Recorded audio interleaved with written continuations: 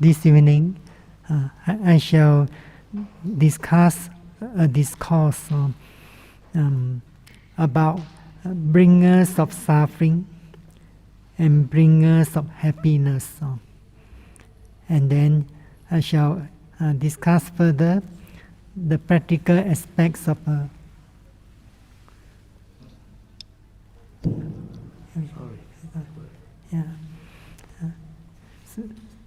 So this evening, I shall discuss or discourse about bringers of suffering and bringers of happiness, and then I shall discuss further the practical aspects of mindful meditations. If you do have experience of meditation, if you reflect on your experiences in your life, it's not difficult to understand what are the bringers of suffering, or what are the bringers of happiness. So here the Buddha explained that these 6 bases for contact, if untamed, unguarded, unprotected, unrestrained, are bringers of suffering. So, as you know, we come to contact with the world through these 6 bases. Do you know what are the 6 bases? The eye, the ear, the nose, the tongue, the body, and the mind. So, for example, the eye as a base for contact, if it's not tamed, not guarded, not protected, unrestrained, then it's a bringer of suffering. Then, if these 6 bases for contact, if well tamed, well guarded, or well protected, well restrained, a bringer of happiness. So, how do you understand about it? Are you able to prevent the suffering from arising? Or are you able to realize happiness when there are these 6 bases of contacts? Everyone is endowed with 6 bases of contacts. As long as you are awake, this contact is always actively receiving or perceiving all kinds of sense objects. So, if this contact is not guarded or protected, or is not restrained, is not tamed, then it will bring suffering to you. So I'm sure this is not too difficult to understand. So we can take the examples of the eye base or the ear base. When there's this eye base, sometimes this eye base is also known as eye door. So when there's this eye base, this eye as a base of contact. It means one is able to see forms. Forms means visible objects. So when you have seen forms or visible object that delight the mind, then what will be arising? As you know, if one takes delight in the visible objects of form, then defilements can arise eventually. Defilements here, such as raga. Raga means lust for the forms, or craving for the forms. Then, when there's this feeling delight, when one come to see to the eyeball or to the eyes forms that give no delight, then, as you know, aversion or hatred can arise. So when there's arising of mental defilements, if one doesn't mindful of it, if one doesn't overcome the mental defilements, as you know, that defilements can become a cause to a person to commit evils or to violate the moral precepts. So this why this discourse say that when the eye as a base for contact, if it's not tamed, not guarded, not protected, if one doesn't practice restraints, then this eye is a bringer of suffering.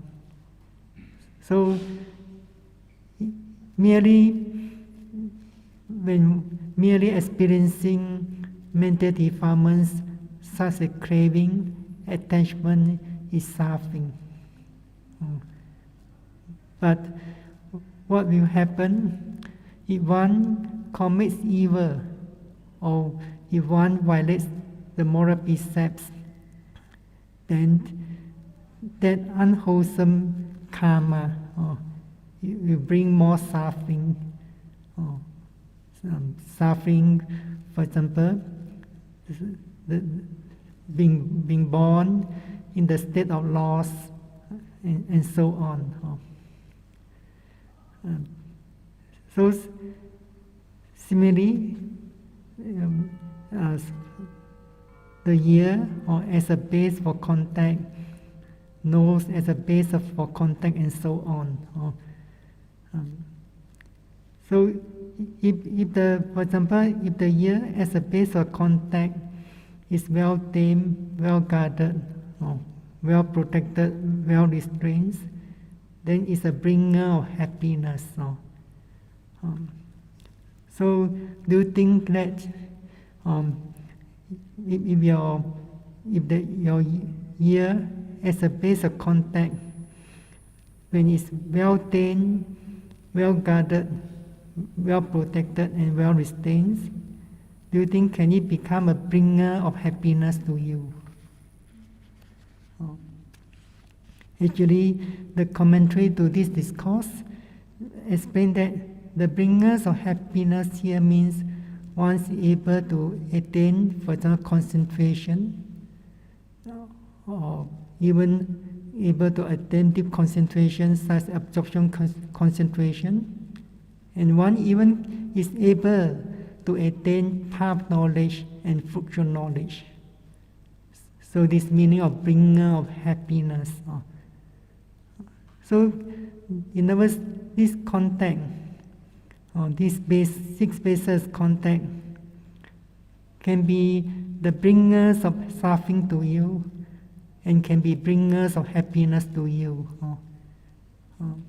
So which one do you choose? So if you choose happiness, then you have to follow the teachings Buddha. This by the practice of the path, the Noble Eightfold Path. So when we practice the Noble Eightfold Path, we are in fact have to put forth effort to develop the factor of right mindfulness. So right mindfulness here refers to the practice of four foundation of mindfulness. So why defilements can arise? In accordance with this discourse, is due to three kinds of obsessions. In Pali, this word is papancha. The word papancha is translated as obsessions. As long as we are not yet enlightened, our mind has these three types of absorption, papancha obsessions. So these three kinds of papancha are craving, tanha, mana or conceit, ditthi, the wrong view of self. So it's because of this papancha, that's why we have this idea of myself, or mine, I am, and so on. So in accordance with the teaching, these notions of I am, mine, or myself, is due to these three kinds of papancha. So meditators, also mindful meditators, also have to overcome papancha in their practice. As some meditators could not overcome the papancha, the three kinds of obsessions, then they cannot make further progress.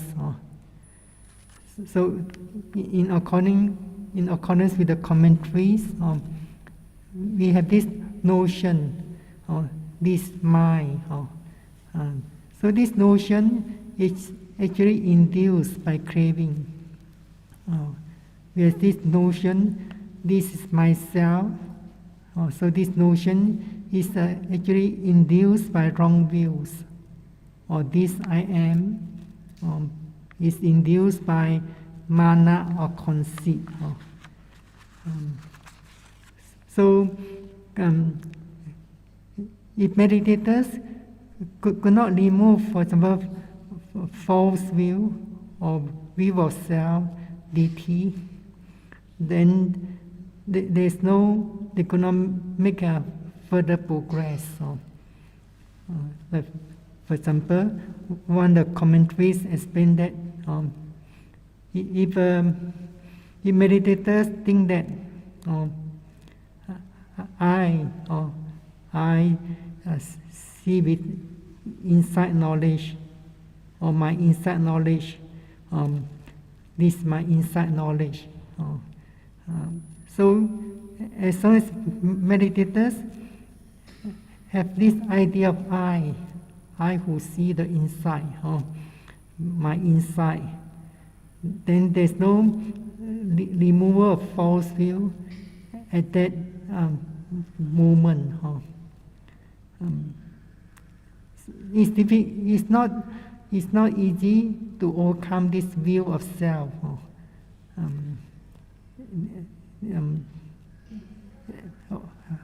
It's because we have not yet realized the true natures of mental and physical phenomena. So similarly, sometimes difficult to overcome mana or conceit during the practice. For example, one thing that I see very well with my insight. My insight is very sharp, or and so on. So this, so one becomes conceited, because one is able to see penetratively, with insight. Or sometimes meditators also take delight in their insight knowledge. They were very pleased with their practice, with their insight knowledge. Then they begin to attach to their experiences. So how to overcome these three kinds of papancha during the practice? The commentary explained that in order to overcome these three kinds of papancha, meditators have to realize that from their personal experience or direct experience, that only formation, see formation with insight, comprehend, discern, and delimit the conditioned phenomena. So here, conditioned phenomena refers to nama rupa. We can only see conditioned phenomena. We only can realize anicca or dukkha anatta when we are able to mindful of the conditioned phenomena attentively, precisely. So we practice meditation, mindfulness meditation, Vipassana meditation, in order to overcome suffering and to experience ultimate happiness. So every object that's arising as one of the basis of contact, or in other words, the sense door, is an object of insight meditation, or is an object of mindfulness meditation, is an object of insight meditation. But if meditators do not see it correctly with the right attitude, then they may regard this object as obstructions or disruptions to the practice of mindfulness. So that's why in the practice of mindfulness meditation, we regard every object or phenomenon that's arising at that very present moment is an object of insight meditation. In those, if meditators can mindful whatever object that's arising at that present moment, meditators may gain insight knowledge. Meditators can even attain path knowledge and fruition knowledge. But it is not easy to mindful and note at the first moment. Only meditators can mindful and note at the first moment of the arising of an object. Or maybe if the mindfulness is not so sharp, meditators can mindful and note at the second moment of arising.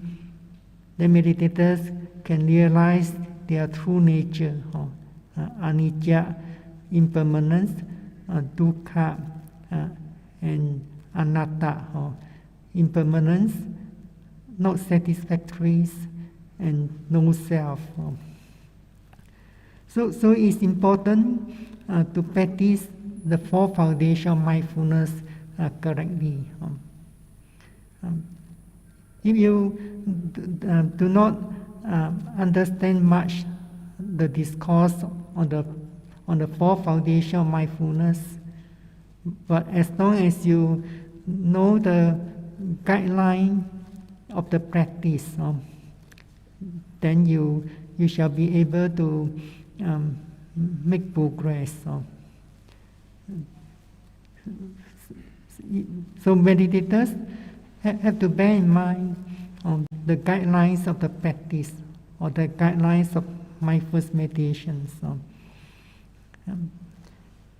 At the beginning of practice, the mindfulness is not sharp, concentration is not deep enough, and then meditators become conscious of 2 or 3 phenomena at the same moment. So it's not possible to mindful of 2 or 3 phenomena at the same moment. In fact, our mind can only perceive one phenomenon or one object at each moment. And then the word mindfulness here means paying full attention to one object at each moment. But it's difficult to pay full attention to one object at each moment at the beginning of the practice. It is because mindfulness is not yet well developed and concentration is not deep enough. So meditators have to mindful of the most distinct object. For example, during sitting meditation, sometimes meditators are able to perceive the movements of the abdomen. At the same time, they feel some pains or numbness and so on. So meditators have to direct the awareness or the attention to the more distinct object. If the movements of the abdomen is clearer than the painful sensation, the meditators have to put forth effort on keeping the mindfulness or the awareness with the movements of abdomen. If the painful sensation is getting stronger, more distinct than the movement abdomen, if the mindfulness is very alert, or the mind is very alert, the mindfulness will move there or will appear at the place where there's a stronger painful sensation instantly. So then meditators have to mindful and note the painful sensation of pain, and so on. In meditators, so in other words, meditators have to mindful of the strongest body object or sensations. But sometimes the body object or sensation, though it is quite dominant or distinct, yet the mind has wandered away. For example, thinking, or there's a memory. The meditators have to mindful and note the thinking as soon as possible.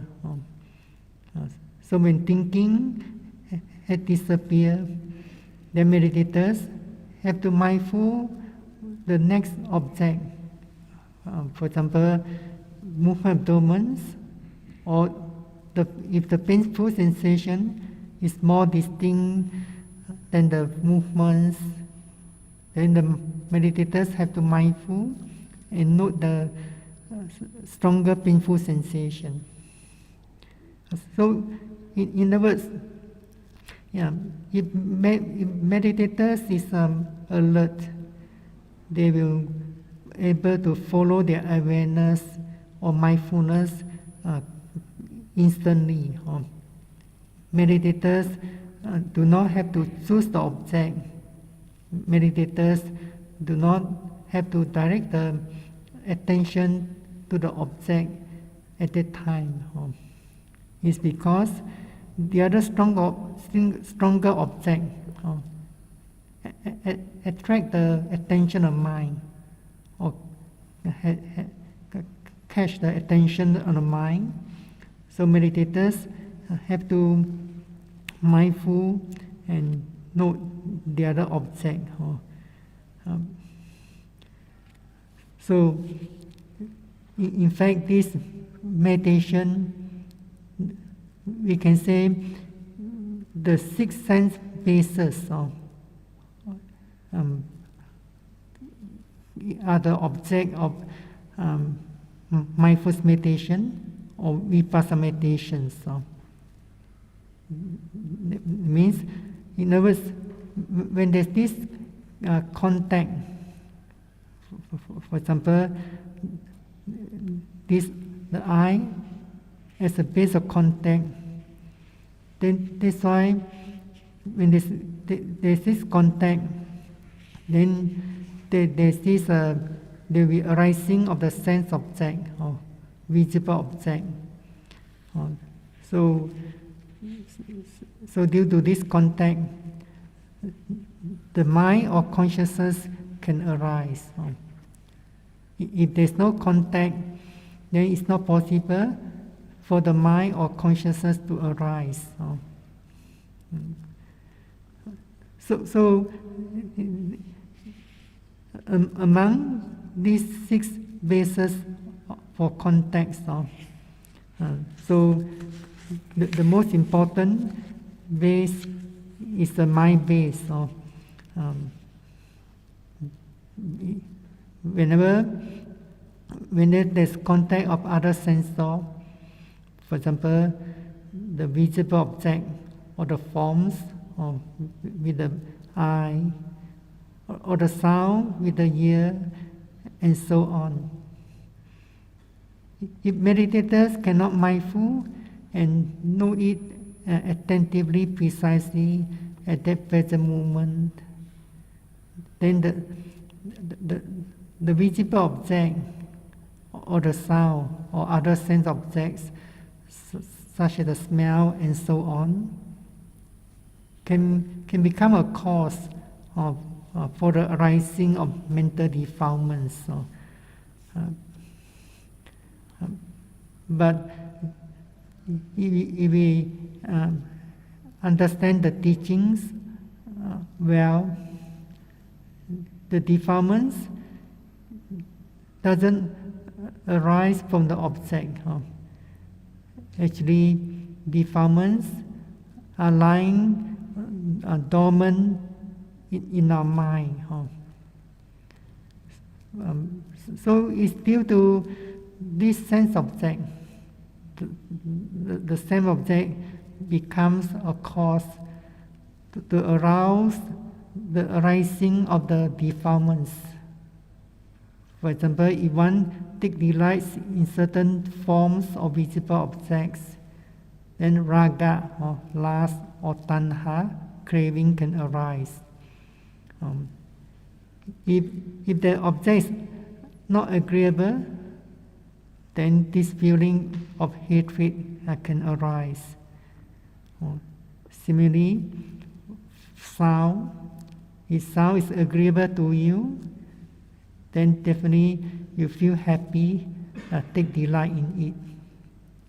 You are not mindful, then this happiness or delight also subjects to change.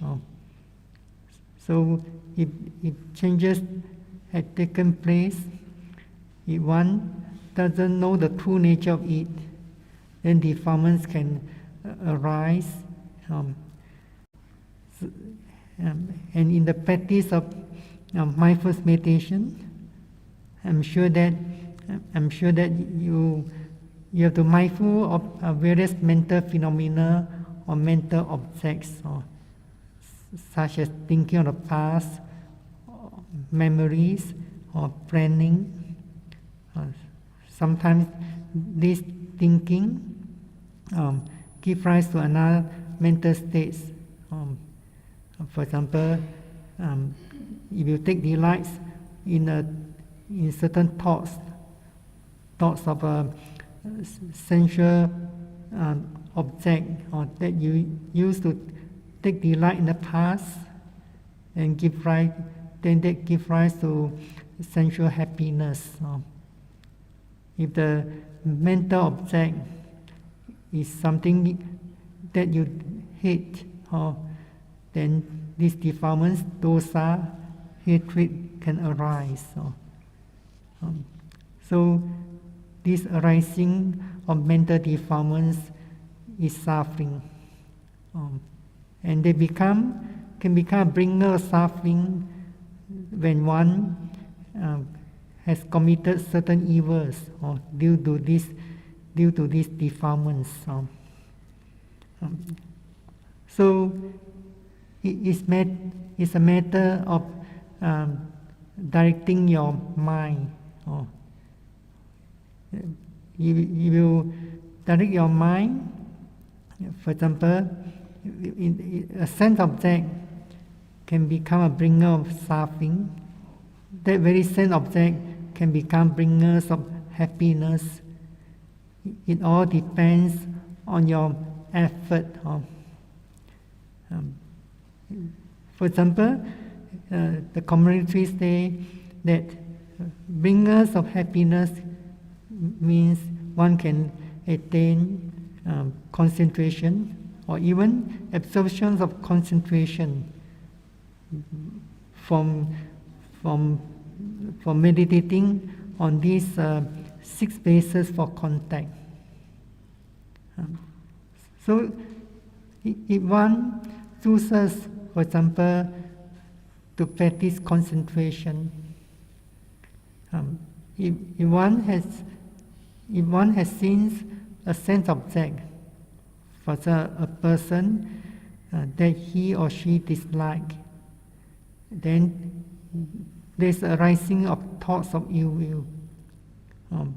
But a person who knows the practice of loving kindness well and is very skillful in the practice, then one will replace that thoughts of ill will with thoughts of good will instantly. So, in other words, one begins to practice or develops the thoughts of loving kindness. If one is very skillful in the practice of loving kindness, then one can attain concentration in a short time. In other words, one's mind becomes calm, peaceful again. But if one chooses to develop wisdoms, this is the best choice. So one will be mindful of the seeing. But if the mindfulness is not strong enough, defilements can arise quite instantly. For example, dislike or unhappy. Then meditators have to mindful and note unhappy, dislike. Or there's a feeling of hatred seeing this person, then hatred and so on. So if meditators can mindful of this phenomena attentively, precisely, then they may gain insight knowledge sooner or later. Insight knowledge here means realizing this phenomenon. For example, this process of seeing is not an everlasting process. It has the nature of arising and passing away. Or if one have mindful of the defilements, whether dislike or hatred, if the mindfulness is very strong, meditators will realize that the defilements doesn't last long. It's also subject to arising and passing away. In that way, meditators will gain some insight knowledge. So, for example, this one of papancha, or craving, or tanha, or DT, or the view of the wrong view of self, mana, conceit. This papancha can arise because one has not yet realized anicca, dukkha, anatta. But it's not easy to mindful of these six bases for contact. When the mindfulness is not sharp and concentration is not deep enough, usually the mind, the attention, will go to the external sense object. So that's why meditators have to be very mindful. If they cannot put forth enough effort to mindful of their own mind and body processes, then the mind always goes out. Sometimes the mindfulness is so weak, the mindfulness will be attracted by even a little bit of noise or sound here and there. So meditators need to be patient. Sometimes they have to learn to be indifferent to this external noise and sound in the environments. They try to keep their attention inwards. That means staying with one of the mental process or bodily process. In order to be able to mindful of these six bases, meditators need to develop sharp mindfulness and able to attain some degree of deep concentration. In fact, when meditators have to mindful of hearing, or seeing, and so on, sometimes the mindfulness is weak.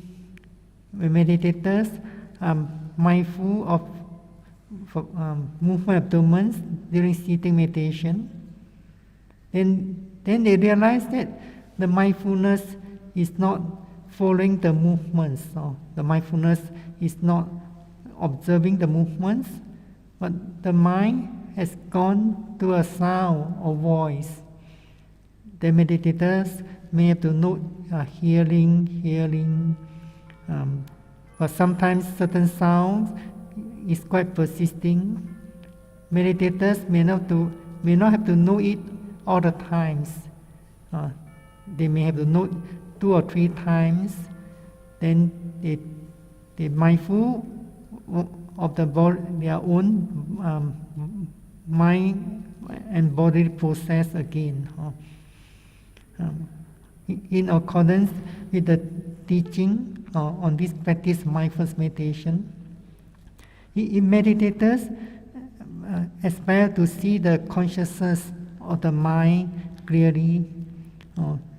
They have to realize, first of all, the specific characteristics or the individual characteristics of the material elements clearly.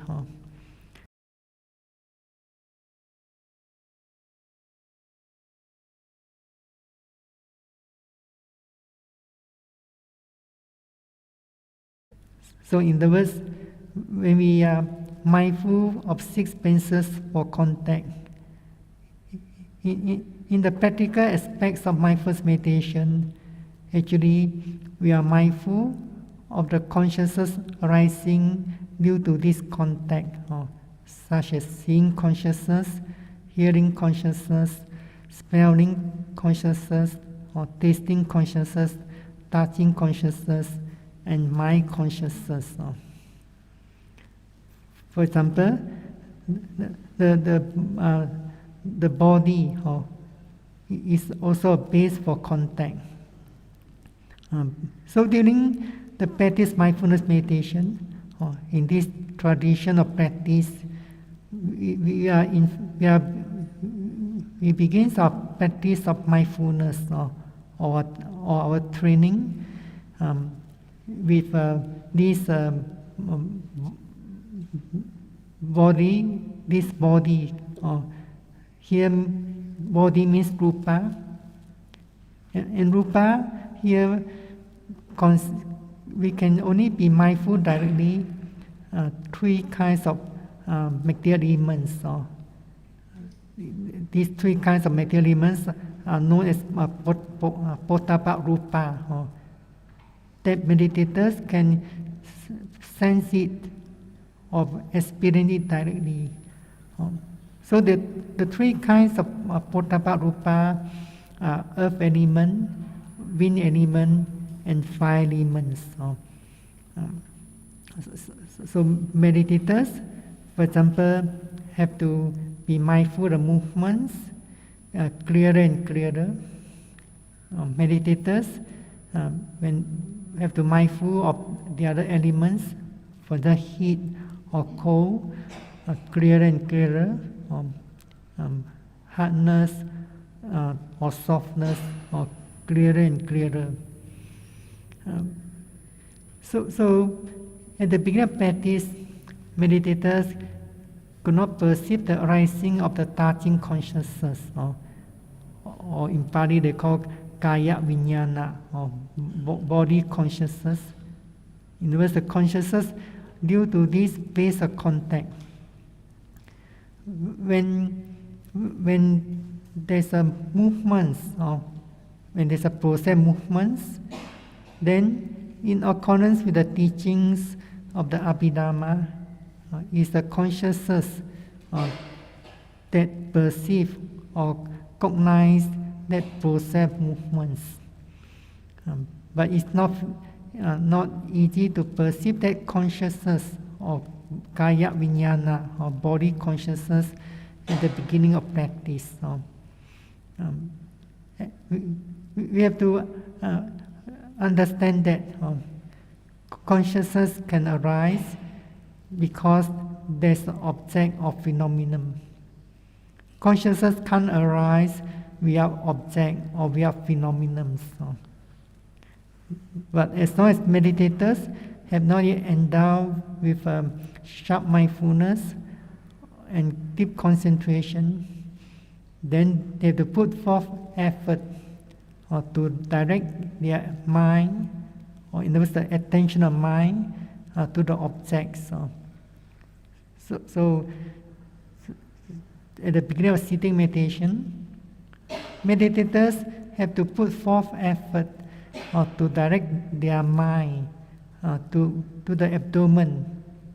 But here is not focus the attention on the physical abdomen.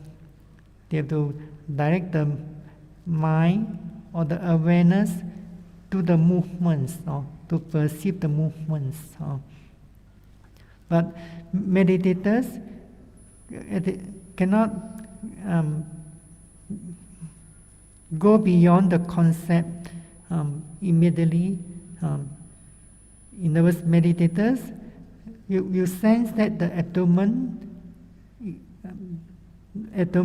has moved, or then they can mindful note the movements. They sense that, or they feel that the abdomen is moving inwards. Then they can mindful and note it as a falling movements, and so on. Similarly, meditators are mindful of the movements of the foot during walking. They sense that their foot, for example, the left foot has moved, then they can mindful and note left, or they sense that the right foot is moving, then they can mindful note it as right, and so on. So they have the notion or the idea that my abdomen is moving, so I can mindful and note it as a rising or falling. my left foot is moving, so I can mindful note it as a left and then right and so on.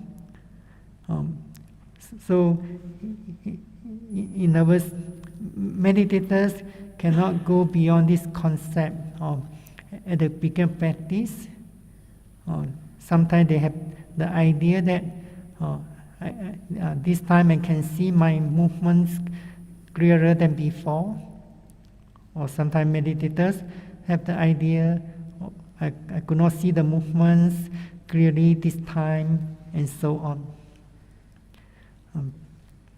So meditators have to be mindful of the phenomena as they really are. But if meditators are able to put forth mental effort and able to increase the mental effort gradually, then they shall be able to pay attention to the phenomena better and better. That means meditators shall be able to pay more and more attention to the object itself. For example, the movements of rising or movement of falling. Or during walking meditation, meditators shall be able to pay more and more attention to the movements itself, such as movements of the left, movement of the right, or movements of lifting, pushing, dropping, and so on. So, when meditators are able to realize, for example, movements clearer and clearer, eventually they come to realize that there's merely a process movement. So, there's movements of rising, movement of falling.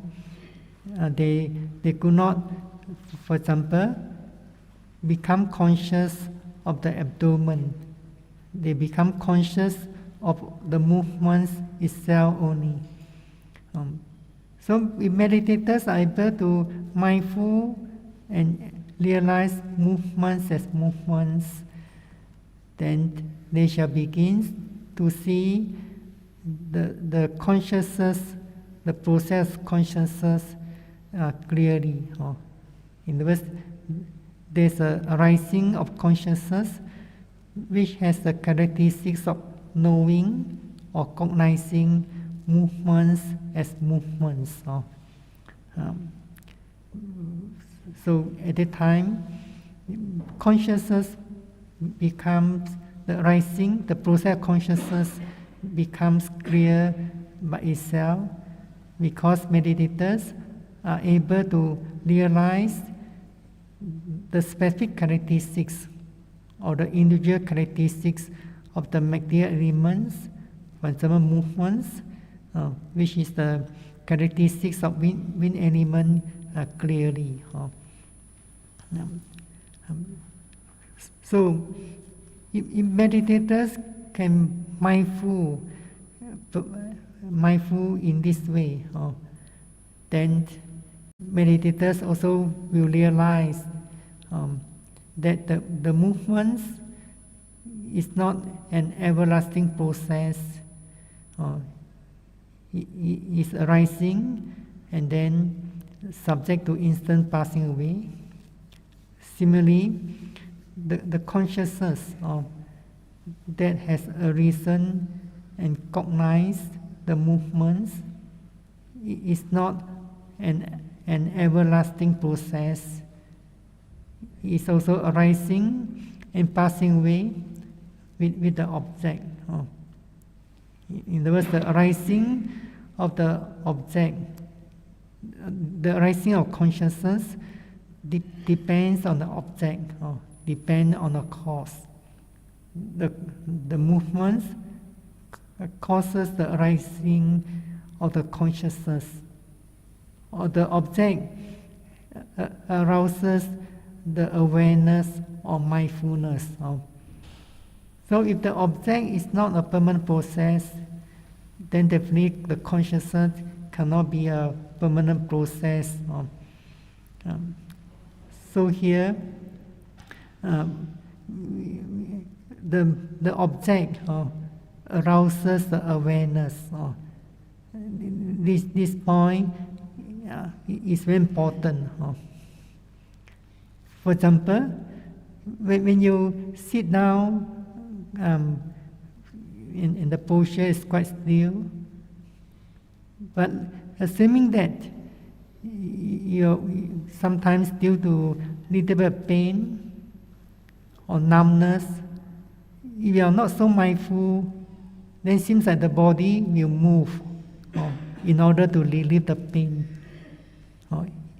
Actually, when the body moves, you become aware of the body movements quite instantly. But most people who are not meditating may not know that the body is moving. But those who have some experiences in the practice mindfulness meditation, they will become aware of the body movements quite instantly. So actually, that movements has aroused your attention, your awareness. You do not have to put forth any effort to bring up your awareness or attention in order to become aware of that movements. So if you understand this point, then you know clearly that you cannot mindful of anything if there's nothing has a reason at the time. But it's not easy to realize it in this way until you have developed some degree of mindfulness and concentration. So that's why sometimes meditators need to put forth effort to direct their attention. Like for example, sometimes meditators are mindful of the thinking mind. They know it thinking. Then they realize the thinking had gone.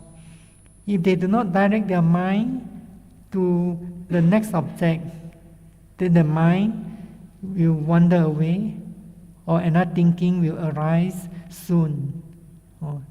But if meditators have realized the thinking had gone or disappeared, then in the next moment, they direct their attention back to the basic object.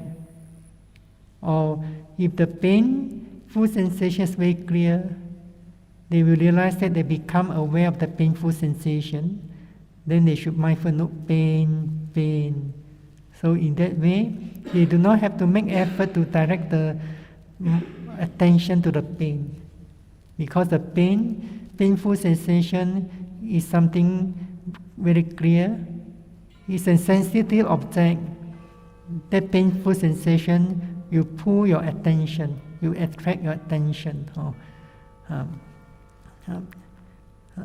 So during the practice mindfulness meditation, just now I emphasized the guideline or the guideline practice. That's to mindful of the strongest body object. If there's no strong body object or sensation, meditators have to be quick enough to direct the attention in order to perceive the basic object. For example, the movement abdomen. If the movement abdomen is not clear, or there's no movements at all, then meditators have to be quick enough to direct the attention to the other two basic objects, the sitting postures and the chosen touching points. If meditators are slow to direct their attention, then the mind will wander away quite soon. So when we understand the teaching well, we can say that we are the owner of the mind. We are the owner of the mind. In other words, if we put forth effort to undertake this mental training, especially the training in wisdoms or the practice of insight meditation, then you always direct your mind in order to mindful of the phenomenon as it really occurs. Then sooner or later, you shall be able to overcome the defilements gradually. In other words, defilements shall become lesser and lesser. Then you shall begin to experience more and more happiness in your life. So that's, if you are the owners of your mind, definitely you direct your mind so that you shall experience the ultimate happiness. But you do not you do not become an owner of your own mind. You might become a slave of your mind. In other words, you just follow your mind to indulge, for example, in all kinds of sensual objects, and enjoying all kinds of sensual pleasures. Then eventually, this sense object, the same object can arise at the eye, ear, nose, tongue, body, and the mind. Eventually, all these sense objects become the bringers of suffering to you. So that's why meditators have to direct the mind to the object. But sometimes the mindfulness or the awareness has gone to a more distinct object by itself. The meditators just merely mindful and note the other object. So only meditators are able to realize that at each moment there's only a pair of processes. In other words, one process is the object. The object can be a mental object or physical object. The other process is the awareness or the consciousness of knowing or cognizing. They are arising dependent on each other. And both processes are not permanent. Then meditators shall begin to realize the three common characteristics of mental physical phenomena, as you know, anicca, dukkha, and anatta. If meditators can realize anicca, dukkha, anatta clearly, then they shall overcome these three kinds of papancha at that time. When they are able to overcome three kinds of papancha or obsessions, then they shall make further progress. So in other words, during the practice mindfulness meditation, there's not even an I or yogi observing or be mindful of the movement of abdomen or the pain or hearing some sound or noise. It's merely there's merely arising of formations. Formation, see formation, be inside. In this experience, meditators need to develop sharper mindfulness and deeper concentration. For example, when there's a sound, then there's a rising of hearing consciousness. But if meditators have not endowed with sharp mindfulness and deep concentration, then they may have the idea that I hear the sound. Similarly, Those who do not meditate will have the idea, I hear the sound, I hear the voice of so and so on. But meditators are able to develop sharp mindfulness and deep concentration.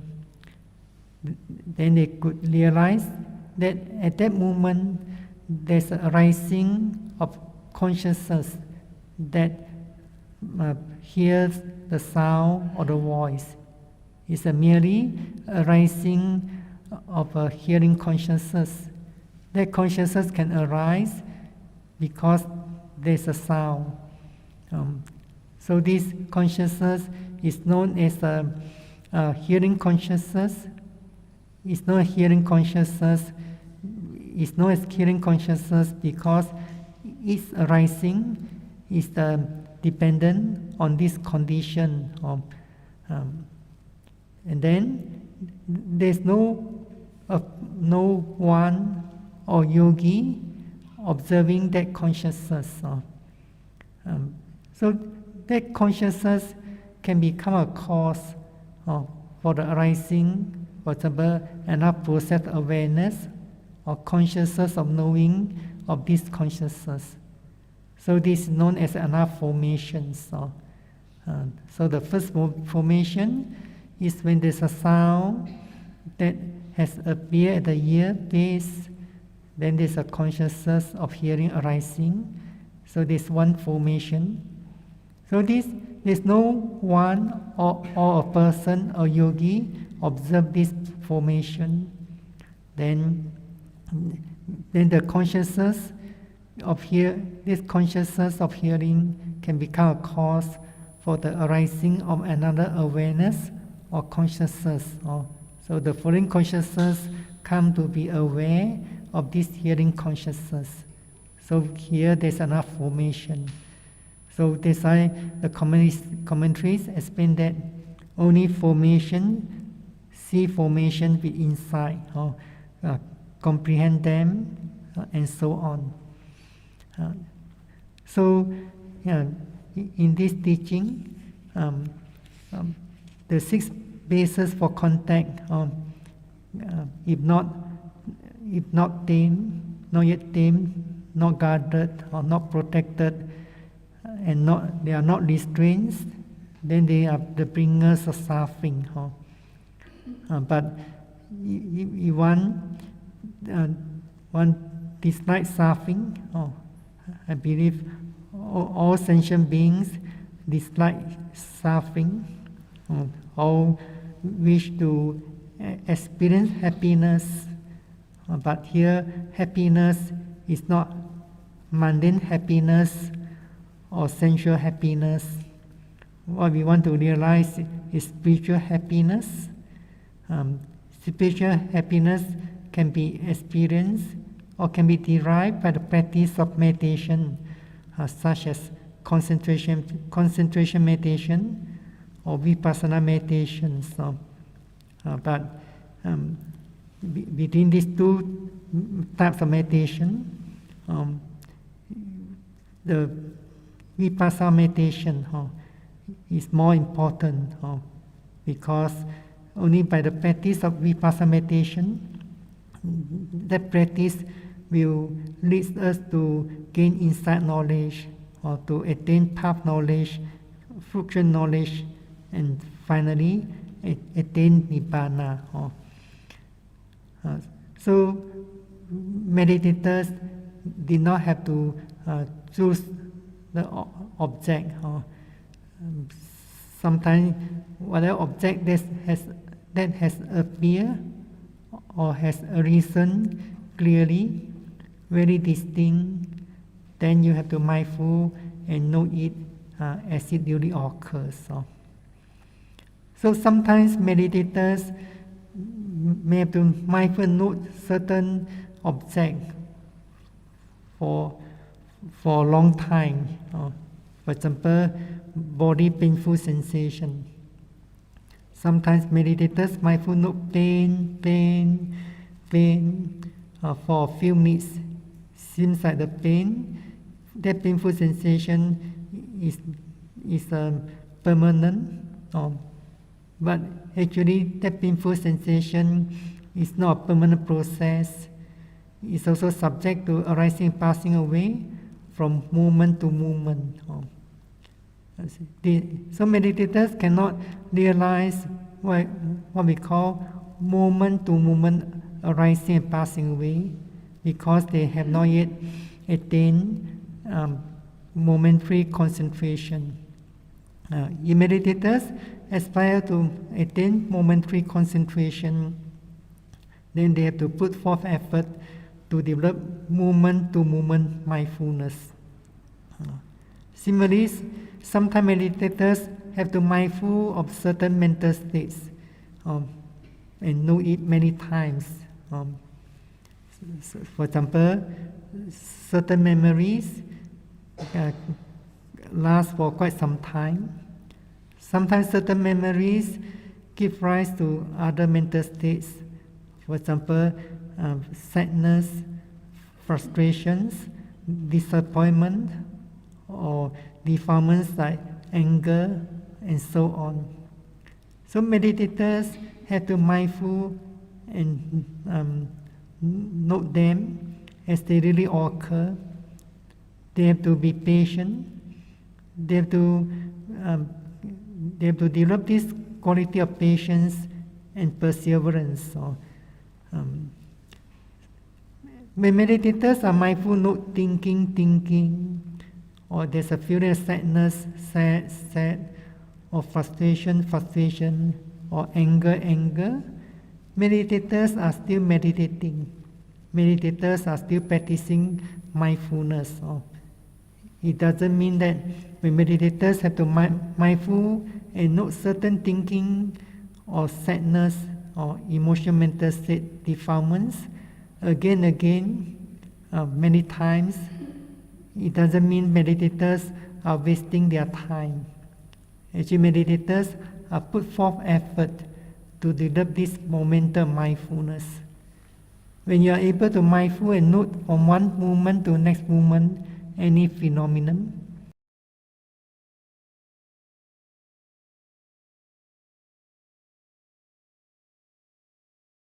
you are actually putting effort to develop momentum mindfulness.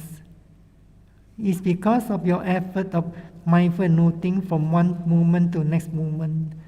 That's why your mindfulness is strengthened by your effort. So when the mindfulness is strengthened and getting more powerful, that's why you begin to gain concentration and able to realize, for example, this emotional mental state or defilements are not permanent or subject to arising, passing away. If your momentum of mindfulness are getting stronger, then you come to realize every process phenomenon is not a long process. It only lasts for a moment or the most 2 moments. So every object, every object that arises at one of the 6 bases of contact can become the bringers of happiness. So I wish meditators are endowed with this right attitude. Every object can be a bringer of happiness. So that's why you need to bring mindfulness into your life. Sometimes we say that this mindfulness is the life of the meditators. Then if meditators are without mindfulness, then they are as if death or dead. So I hope meditators shall put forth effort to develop mindfulness from one moment to next moment, or from one phenomenon to next phenomenon, so that you shall be able to gain concentration, insight, knowledge, and able to attain path and fruition knowledges eventually, and be free from this, and be able to liberated from this samsara or suffering samsara, and live and experience the ultimate happiness.